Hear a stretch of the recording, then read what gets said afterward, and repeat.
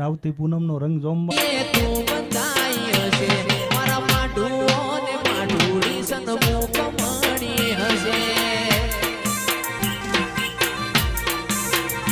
અલ્યા ચરક મરક ચીર પેરી ચોક તો મળી હશે ચરક મરક ચીર પેરી ચોક તો મળી હશે રઘુનાથપુરી ને રૂબરૂ મળી હશે